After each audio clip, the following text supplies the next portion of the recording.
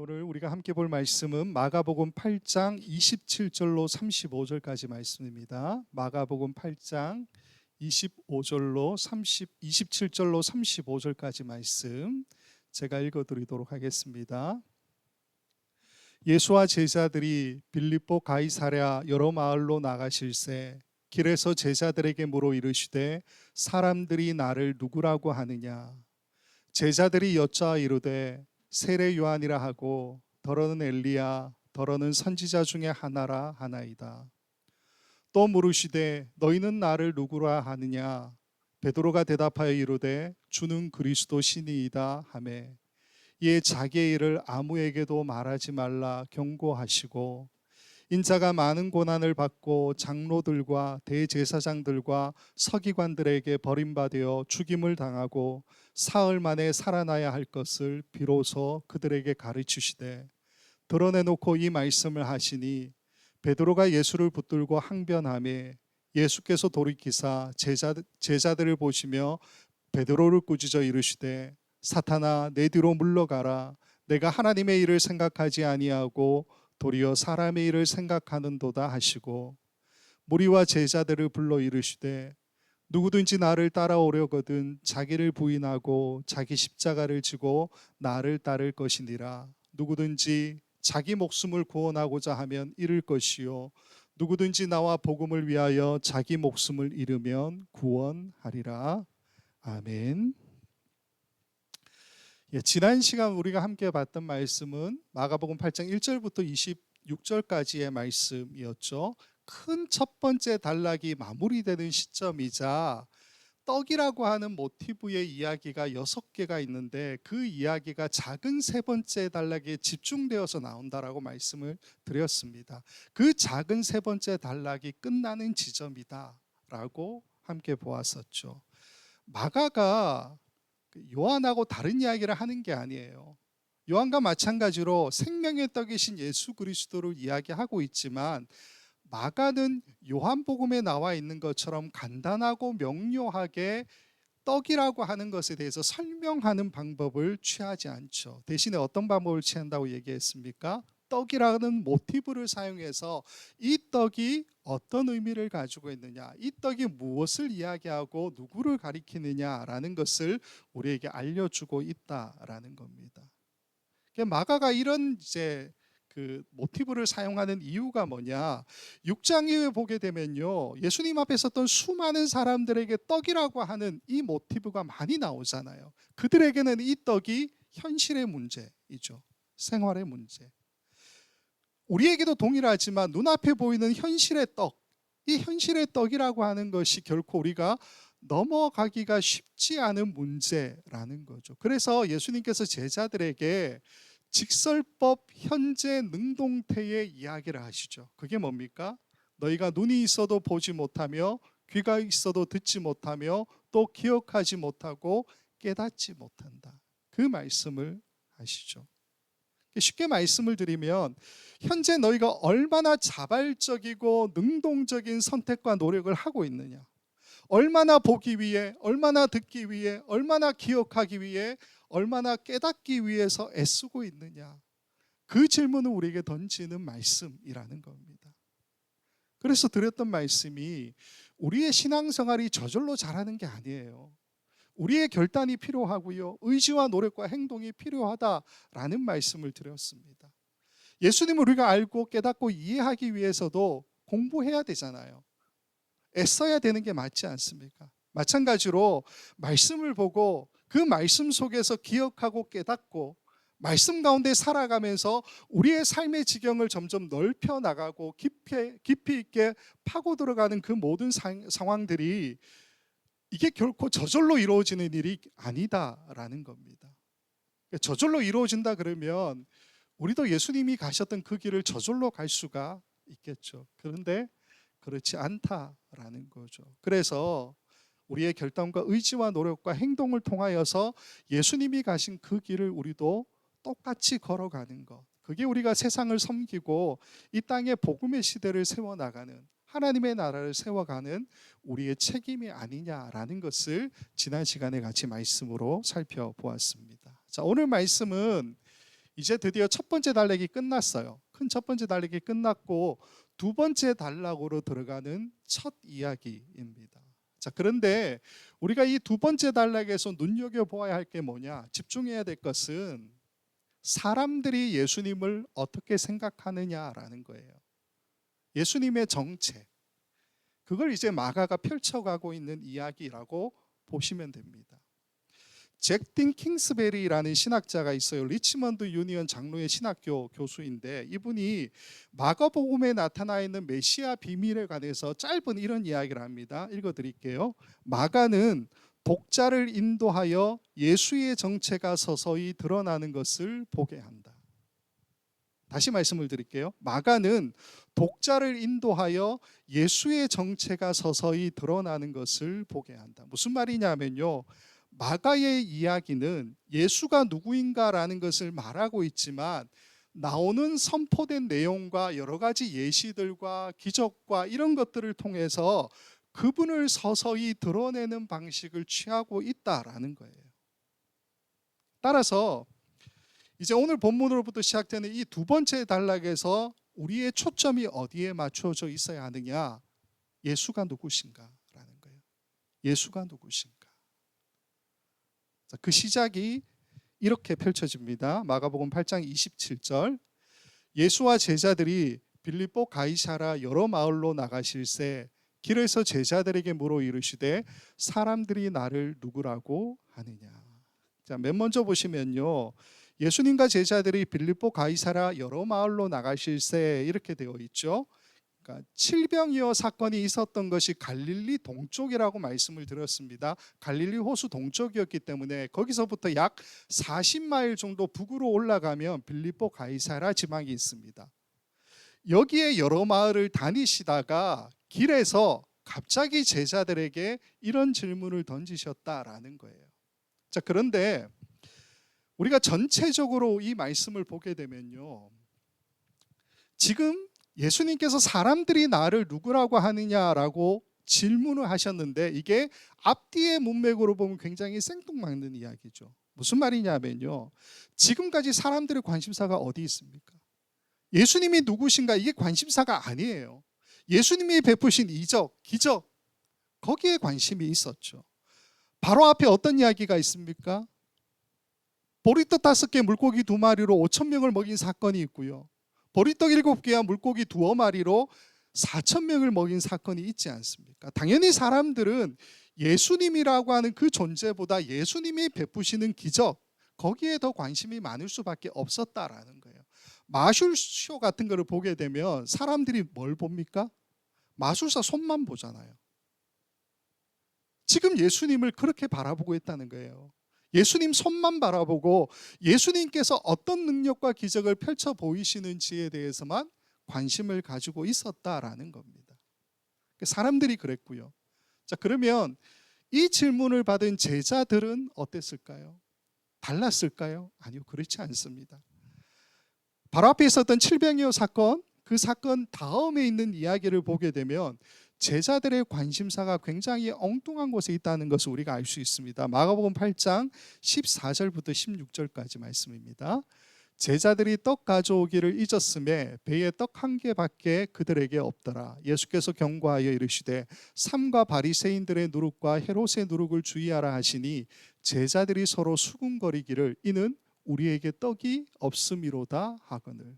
말씀을 보시면 예수님이 가르쳐 주시잖아요. 수군거리고 있는 것을 예수님이 아시고 누룩 조심해 라는 의미의 이야기를 해주시는데 제자들의 관심사는 온통 어디에 있습니까? 떡이죠. 떡 안 가져왔는데 거기에만 관심을 가지고 있었다라는 겁니다. 우리가 이 떡을 현실의 떡, 우리의 현실의 문제 이렇게 보지 않았습니까? 자, 그러면 우리는 다를까요? 저와 여러분은 다를까요? 그렇지 않죠. 오늘 예수님이 내 눈앞에 나타나신다라고 생각할 때에 우리가 예수님께 이 질문을 들었다. 어떻게 대답하실 수 있을까요? 예수님 말씀하신 것에 대해서 우리가 온전하게 초점을 맞추고 진지하게 고민하는 자료로 갈까요? 아니요. 저는 그렇지 않을 거라고 생각합니다. 렌트비 내야 되고요. 아이들 챙겨야 되고요. 밀린 빨래 설거지 해야 되고요. 세금들, 약속들, 감당해야 될 사역들, 문제들 등등등. 우리의 관심사가 온통 다른 것에 빼앗겨 있기 때문에 그렇게 이야기할 것 같아요. 예수님, 오셔서 대단히 감사한데 제가 지금 좀 바빠요. 요거 해결하고 같이 얘기할게요. 그러지 않을까요? 그럼에도 예수님께서 제자들에게 사람들이 나를 누구라 하느냐라는 질문을 던지고 계시죠. 근데 이 질문이 다른 복음서들도 마찬가지겠지만은 아까도 말씀드렸던 것처럼 마가복음에는 가장 핵심을 건드리는 질문이라는 겁니다. 왜 그러느냐? 마가복음 1장 1절에 보면 이미 이 질문에 대한 대답을 먼저 기록하고 있습니다. 1장 1절에 하나님의 아들 예수 그리스도의 복음의 시작이라 이렇게 기록하잖아요. 그러니까 마가복음 맨 처음부터 무엇을 이야기합니까? 예수가 하나님의 아들이고 그리스도이시고 예수가 복음의 시작이다. 그걸 이야기하고 있죠. 이게 끝이 아니에요. 곧장 이어지는 세례 요한으로부터 예수님 세례 받으시는 장면에 보면은 마가가 그 세례의 장면 속에 이렇게 예수님을 소개합니다. 마가복음 1장 11절 하늘로부터 소리가 나기를 너는 내 사랑하는 아들이라 내가 너를 기뻐하노라 하시니라. 하늘로부터 너는 내 사랑하는 아들이라 내가 너를 기뻐하노라 라는 음성이 들렸다라고 마가가 소개하고 있죠. 이게 끝이냐? 아니요. 하늘로부터 음성이 들린 것도 굉장히 신기한 일인데 귀신들이 예수님을 인정하고 두려워하는 이야기에 이제 기록이 나옵니다. 세 가지 마가복음 1장 24절, 3장 11절, 5장 7절 말씀입니다. 1장 24절 나사렛 예수여 우리가 당신과 무슨 상관이 있나이까 우리를 멸하러 왔나이까 나는 당신이 누구인 줄 아노니 하나님의 거룩한 자니이다. 3장 11절 빨간 것만 읽을게요. 당신은 하나님의 아들이니이다. 마가복음 5장 7절 지극히 높으신 하나님의 아들 예수여. 자, 그리고 나서 이제 오늘 본문으로 오면은 이제 귀신이 아니라 사람들을 통하여서 예수님을 어떻게 고백하는지에 대한 이야기가 나온다라는 거예요.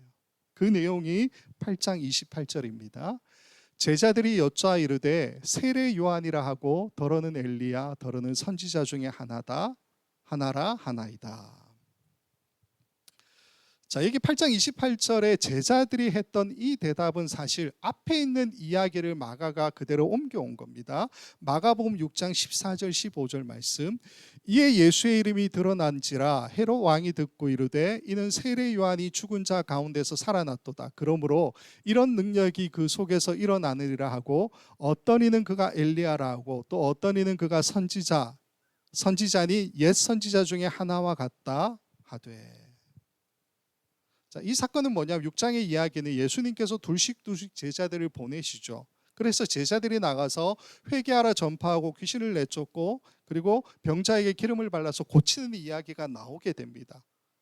자, 그랬더니 그때 사람들이 제자들을 칭송하고 제자들을 추앙한 것이 아니고요. 예수님에 대해서 고백하더라라는 거예요. 예수님에 대해서 죽은 세례 요한이 살아났다. 엘리야다 선지자다. 그런 말을 했다라는 겁니다. 쉽게 말씀을 드리면 제주는 제자들이 부렸는데 칭찬과 인정은 예수님이 받으시는 장면이라는 거예요. 마가는 그것을 그대로 옮겨와서 지금 제자들이 세례 요한이라 합니다. 더러는 엘리야라 합니다. 더러는 선지자 중에 하나라 합니다라고 대답하고 있다라고 기록하고 있다라는 겁니다.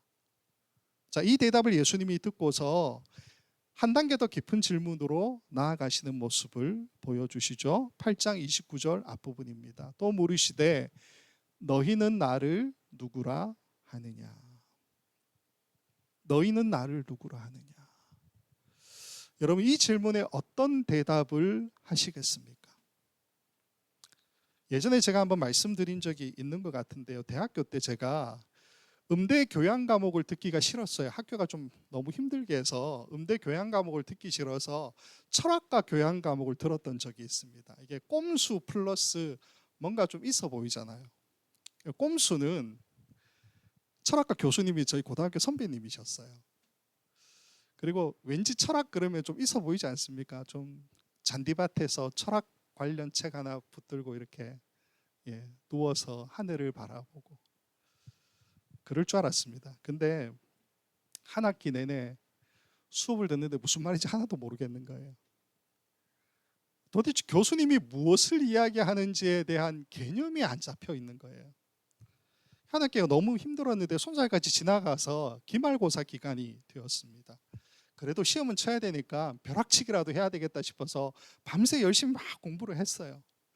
다음날 아침에 가서 이제 시험을 친다고 시험지를 딱 받았는데 제가 완전 패닉에 빠졌습니다. 왜 패닉에 빠졌냐? 벼락치기 했던 내용은 하나도 안 나오고요. 질문이 딱 하나예요. 딱 하나 질문이 뭐냐? 나는 누구인가를 서술하시오. 아직까지도 그 질문이 기억이 납니다. 나는 누구인지를 서술하시오. 그게 우리가 레러지가 아니고요. 레러지 2장 정도 붙인 큰 종이 앞뒤를 빼곡하게 쓰라는 거예요. 여러분 어떻게 쓰시겠습니까? 이런 질문을 받으시면. 부모가 누구고 족보가 어떻게 되고 어디에서 태어났고 어디에 살고 있고 어떤 학교를 나왔고 전공이 뭐고 내가 왜 이 학교로 왔는지 내가 이 수업을 왜 듣게 되었는지 앞으로 내가 무엇을 하고 싶은지 어떤 사람이 되고 싶은지 한 10가지 적었어요. 그랬더니 겨우 반 페이지 채우더라고요. 한 페이지도 아니고. 이게 철학 교양 과목이니까 배웠던 철학 이론들을 통해서 나는 누구인가라는 것을 적어야 되는데 이게 연결이 안 되니까 그냥 꼼수로 머리를 막 쥐어짜내서 이런 것들만 가득 썼다라는 거죠. 학점이 어떻게 되었느냐? 비밀입니다. 상상에 맡기고요. 여러분, 나는 누구인가에 대해서도 여러분에게 이 질문을 던지게 되면 얼마나 여러분 쓰실 수 있을 것 같습니까? 내가 나 자신을 정의하는 것은 또 굉장히 힘들어요, 사실. 그런데 하물며 예수님께서 너희는 나를 누구라 하느냐라고 질문을 우리에게 던지신다면 여러분 과연 어떤 대답을 하시겠느냐라는 겁니다. 제자들이 이 질문을 받았을 때 마음이 어땠을까요? 고3 수험생 같지 않을까요? 막 가슴이 콩닥콩닥거리고 무슨 말을 내가 해야 될지 갈등하지 않았을까요? 왜 예수님 갑자기 이런 질문을 나한테 던지셔서 우리가 이렇게 당황스럽게 하실까? 무슨 대답이 듣고 싶으신 걸까? 아부할까? 직언할까? 어떻게 내가 함축적인 말로 예수님을 이야기할 수 있을까? 수많은 생각들이 제자들 머릿속을 지나가지 않았을까요? 그런데 그때 베드로가 갑자기 생각지도 못했던 대답을 하고 있죠. 29절 뒷부분입니다. 베드로가 대답하여 이르되 주는 그리스도시니이다 하매. 같은 평행 본문인 마태복음에서는 주는 그리스도시요 살아계신 하나님의 아들이시니이다 라고 기록하고요. 누가복음은 하나님의 그리스도시니이다 라고 기록하고 있습니다. 이걸 비교하고 싶은 마음은 없고요. 어쨌든 지금 마가는 베드로가 주는 그리스도시니이다 라고 고백했다고 기록하고 있죠. 원어로 보게 되면 쉬, 에이, 호, 크리스토스 네 단어입니다. 쉬가 2인칭 단수 인칭 대명사, 그래서 당신이라는 뜻이고요. A는 원형의 에임이 무엇이다라는 동사이고요. 호는 정관사 더입니다. 그리고 크리스토스가 그리스도, 하나님의 아들, 메시아, 기름 부음 받은 자, 이런 뜻의 단어이지요. 따라서 원어 그대로 우리가 직역하게 되면 우리가 보는 성경처럼 주는 그리스도시니다 이 말이 아니고요. 당신은 그리스도이십니다. 당신은 메시아이십니다 라는 뜻을 가지고 있는 말이라는 겁니다. 베드로가 이런 대답을 했는데 우리가 여기에서 마가복음을 좀 전체적으로 한번 봅시다. 전체로 마가복음을 보면 아까도 봤지만 1장 1절에 마가가 예수님을 어떻게 소개합니까? 하나님의 아들 예수 그리스도의 복음의 시작이다. 원어 그대로 뒤에서부터 직역하면요 똑같아요. 하나님의 아들 그리스도 예수 그 복음의 시작, 이렇게 되어 있습니다. 그런데 마가복음 거의 마지막인 15장 39절에 가면 예수님이 십자가에 못 박혀 돌아가시는 그 장면에서 백부장이 이런 고백을 해요. 15장 39절, 예수를 향하여 섰던 백부장이 그렇게 숨지심을 보고 이르되 이 사람은 진실로 하나님의 아들이었도다 하더라. 16장이 끝인데 16장까지는 백부장이 했던 이 고백에 대한 내용을 쭉 정리하고 있다라고 보시면 돼요. 그게 무슨 말이냐면요, 마가복음을 크게 보면 큰 하나의 샌드위치 구조라는 거예요. 1장 1절에 그리고 15장 39절에 똑같은 이야기가 나오죠. 뭡니까?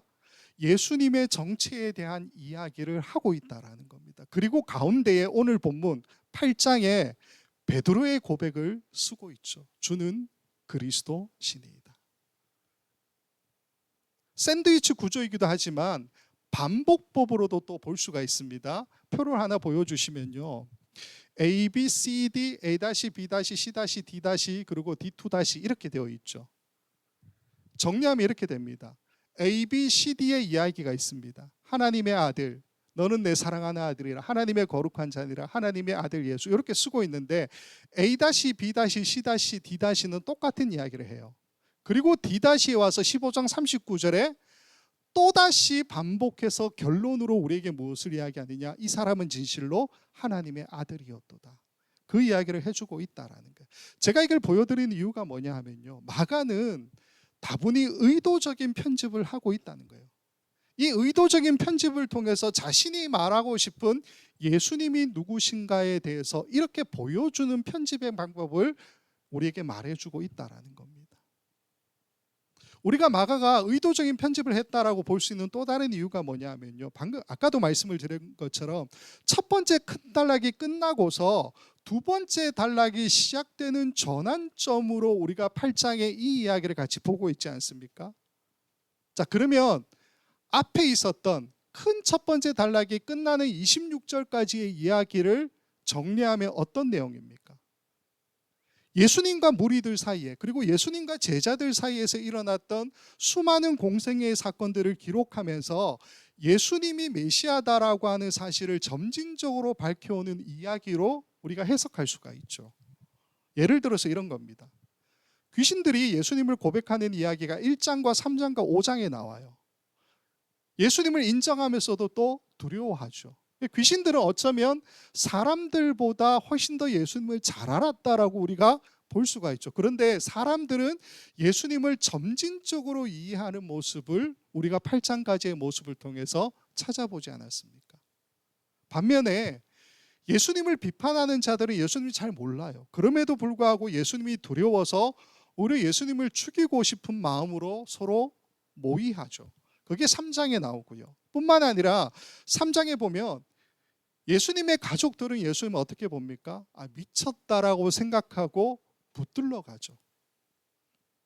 게다가 예수님의 제자들은 말씀을 많이 가르치고 그들 앞에 기적을 많이 베풀었는데도 이 사역과 말씀의 의미를 깨닫지 못했다라는 이야기가 4장에도 나오고 6장에도 나오고 7장에도 나오고 8장에도 나옵니다.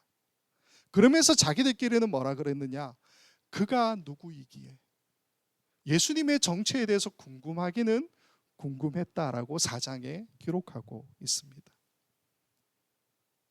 1장의 이야기가 그렇고요. 이제 큰 첫 번째 단락의 이야기가 그렇고 두 번째 단락에 들어와서 사람들의 고백도 쓰고 있지만 그보다 더 중요하게 우리에게 무엇을 이야기하느냐? 예수님을 따랐던 제자들, 그 중에서도 베드로의 입을 통해서 예수가 그리스도다라는 이야기를 우리 앞에 맨 먼저 던져주고 있다는 거죠. 이게 우리에게 무엇을 의미하느냐? 마가는 이러한 편집을 통해서 이제부터 새롭게 시작되는 두 번째 단락의 이야기는 본격적으로 왜 예수님이 메시아가 되시냐, 그리스도가 되시냐라는 것을 말하겠다라는 마가의 선언과 같은 이야기라는 겁니다. 물론 본문으로 보게 되면요, 베드로가 마가의 이러한 의도를 다 알아서 주는 그리스도 신이다라고 말했던 건 아니죠. 그렇게 고백했던 것은 아니지만 마가복음을 우리가 그렇게 볼 수가 있다라는 거죠. 베드로는 오히려 이렇게 이야기하죠. 그 모든 것들을 다 이해한 고백이 아니다라는 것이 30절부터 32절 말씀을 보면 이렇게 되어 있습니다. 이에 자기의 일을 아무에게도 말하지 말라 경고하시고 인자가 많은 고난을 받고 장로들과 대제사장들과 서기관들에게 버림받아 죽임을 당하고 사흘 만에 살아나야 할 것을 비로소 그들에게 가르치시되 드러내놓고 이 말씀을 하시니 베드로가 예수를 붙들고 항변하매. 앞에서는 주는 그리스도 신이다라고 고백했는데 우리가 베드로의 이 고백이 완전하지 않다고 보는 이유가 있죠. 왜 그렇습니까? 30절 31절에 이야기하는 게 뭐예요? 예수님의 순환과 부활 예고죠. 베드로는 필수적으로 예수님에게 필요한 이 고난, 부활, 죽음에 대한 차원을 이해하지 못한 고백을 했다라는 거죠. 그래서 완전한 고백은 아니다라고 본다라는 겁니다.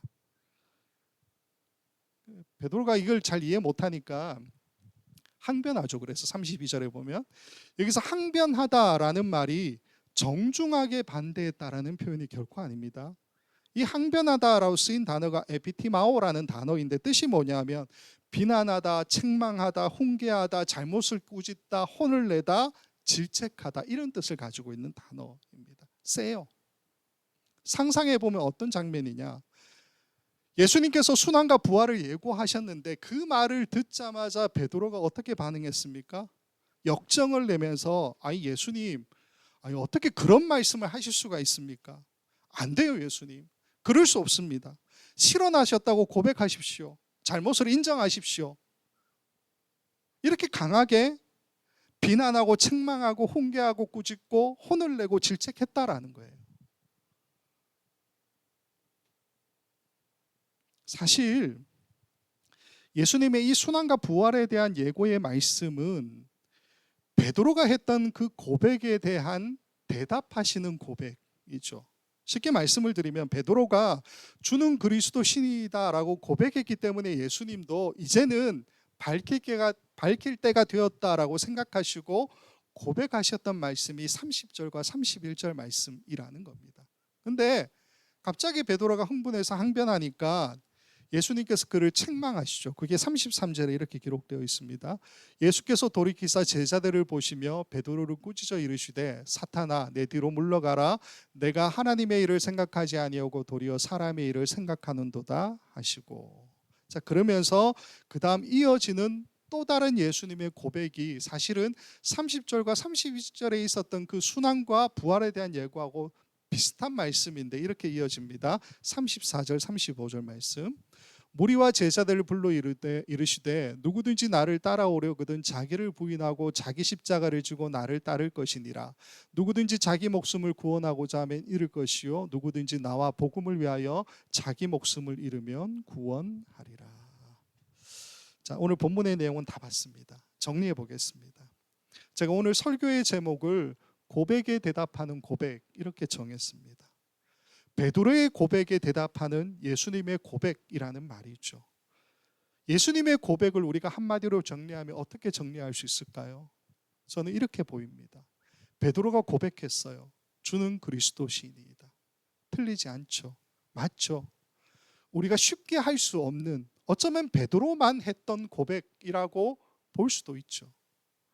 그러나 그 고백이 완전한 고백은 아니죠. 예수님이 베드로의 고백에 대답하시는 고백을 하시는데 예수님의 그 고백을 한마디로 말하면요. 베드로의 고백 가운데 빠져있는 고백을 하신 말씀입니다. 베드로의 고백, 우리의 고백이기도 하잖아요. 우리의 고백에 빠져있는 것을 예수님께서 고백하고 계시는 말씀이라는 거예요. 우리는 수없이 예수님을 고백하죠. 근데 우리의 고백에 예수님께서 말씀하고 계시는 이 고백은 혹시 빠져 있는 것 아닙니까? 예수님께서 말씀하신 내용이 뭡니까? 고백의 내용이 순환과 부활이잖아요. 우리는 이것을 빠뜨리고서 이중적인 고백을 하고 있지 않느냐라는 겁니다. 마가가 우리에게 이야기하고 싶은 것은요, 진실한 예수님에 대한 고백은 순환과 부활이라고 하는 알맹이가 없는 고백으로는 완성될 수 없다라는 거죠. 근데 우리는 알맹이 없는 고백을 너무 자주 하지 않습니까? 예수님 사랑합니다. 나를 구원해 주셔서 감사합니다. 당신은 나의 구원자이십니다. 기묘자, 모사, 전능하신 하나님이십니다.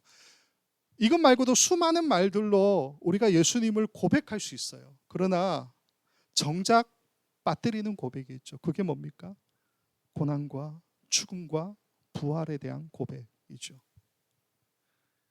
예수님이 받으셨던 고난과 죽음과 부활만이 아니고요, 내가 감당해야 될 고난과 죽음과 부활요, 그 고백이 빠져 있지 않느냐라는 겁니다. 왜 이 고백이 우리에게 빠져 있을까요?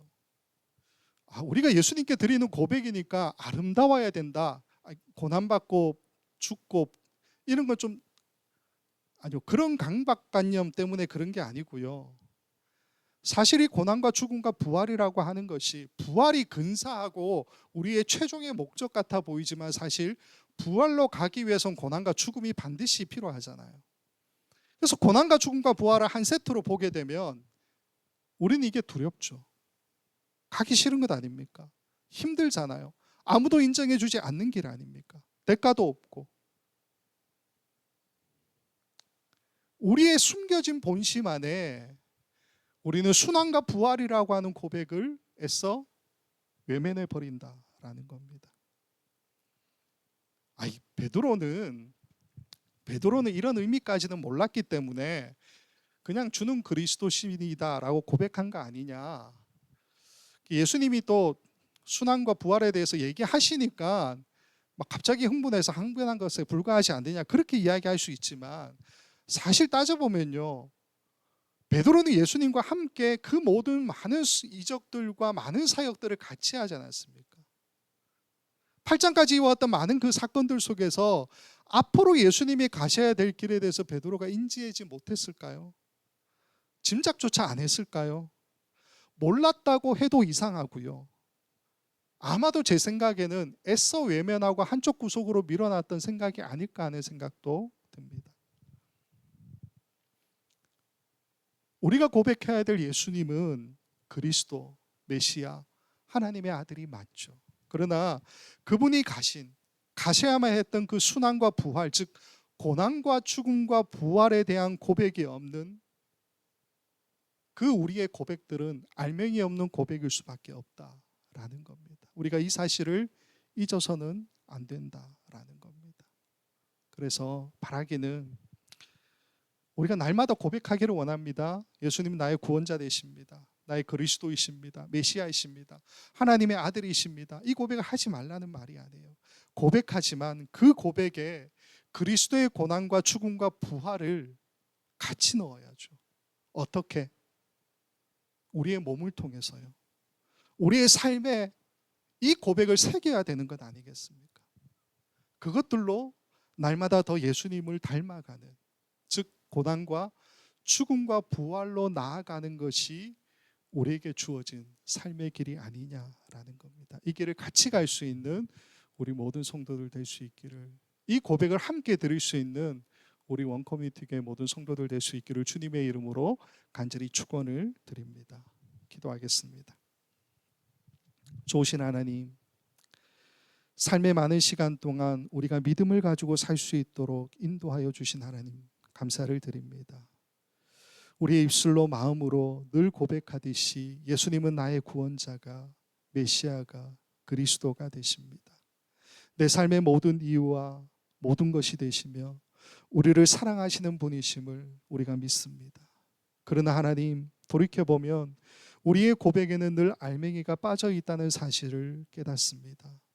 우리를 위해 걸어가신 고난과 죽음과 부활의 길, 십자가의 길, 수많은 우리의 고백 속에서 사라져버린 이 의미를 다시 깨닫고 다시 고백하는 우리가 될 수 있도록 인도하여 주시옵소서. 그래서 단지 입술로만의 고백이 아니라 우리의 삶으로, 우리의 몸으로 예수님의 고난과 죽음과 부활을 새기며 날마다 주님을 더 닮아가는 예수의 사람들이 될 수 있도록 우리를 인도하여 주시옵소서.